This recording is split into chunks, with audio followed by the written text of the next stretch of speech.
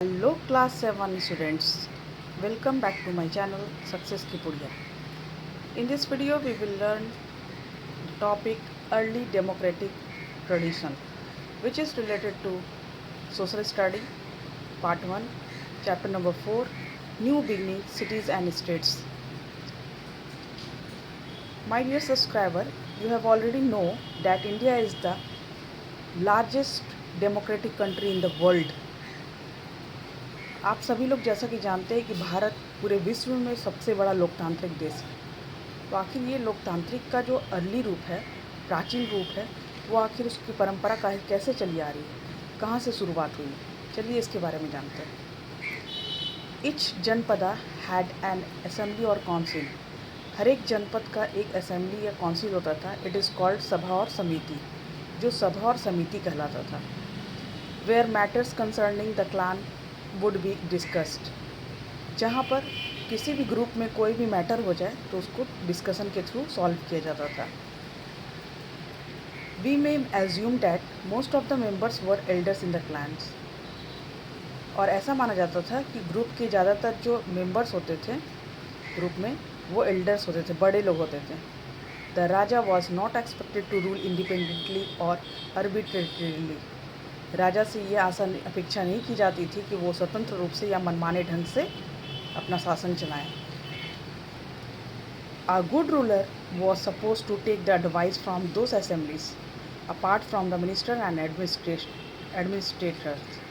जो अच्छा शासक होता था उससे ये आशा की जाती थी कि वो केवल मिनिस्टर्स और एडमिनिस्ट्रेशन के अलावा जो असेंबली के लोग हैं उनसे भी एडवाइस लेकर शासन चलाएं।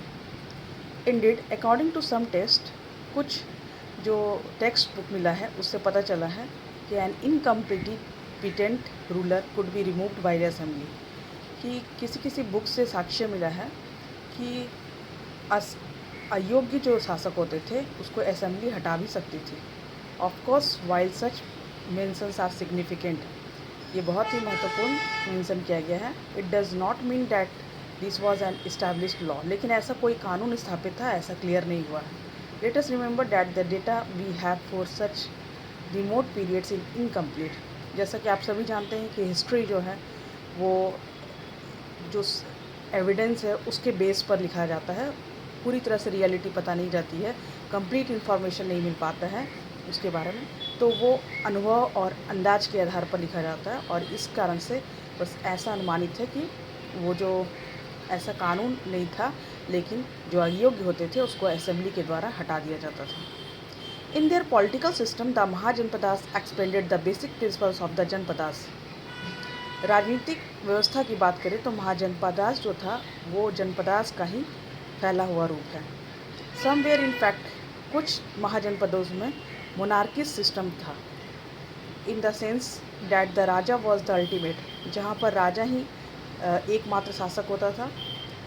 सपोर्टेड बाय मिनिस्टर्स के सपोर्ट से, मंत्रियों के सपोर्ट से शासन करता था। And N assembly of elders, यानी कि बड़ों के सपोर्ट से वो शासन करता था, असेंबली के बड़े लोगों से। हिज पोजीशन वाज हेरिडिटरी, उसका जो पद था राजा का वो वंशानुगत होता था। In the sense that a raja would usually be the son of the previous ones, यानी कि राजा का नेक्स्ट जो राजा है उसका बेटा ही राजा बनेगा। The king would collect taxes और रेवेन्यू, राजा ही टैक्स और रेवेन्यू कलेक्ट करते थे।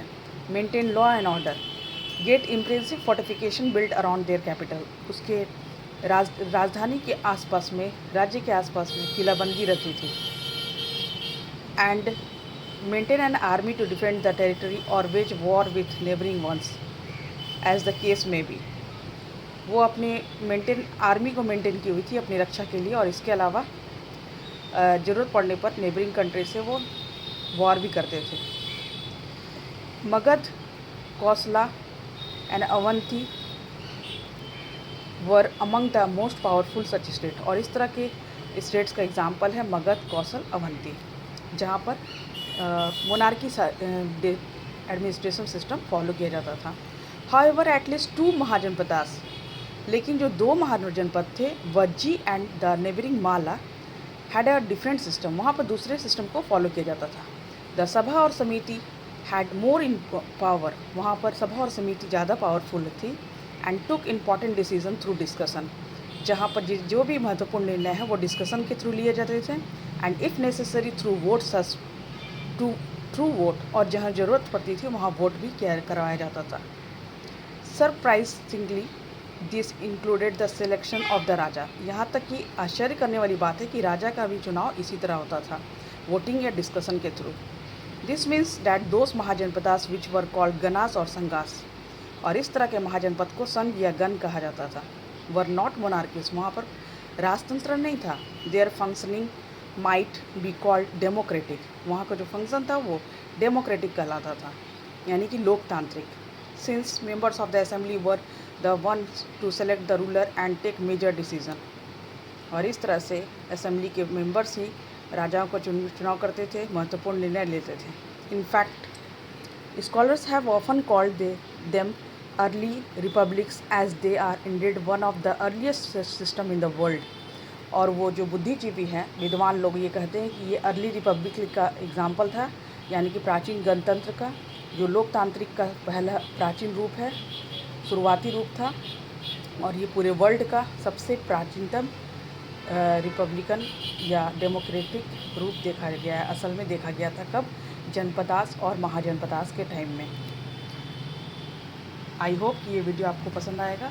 इसमें क्लियर हो गया है कि जनपदास और महाजनपदास में दो तरह के सिस्टम, एडमिनिस्ट्रेटिव सिस्टम यूज़ किए जाते थे, वो था डेमोक्रेटिक और मोनार्की। आई होप कि इस तरह के इस पैराग्राफ से क्लियर हो गया है कि किस तरह से आज इंडिया, जो कि वर्ल्ड का लार्जेस्ट डेमोक्रेटिक कंट्री है, उसमें अर्ली डेमोक्रेटिक ट्रेडिशन कैसे की शुरुआत हुई।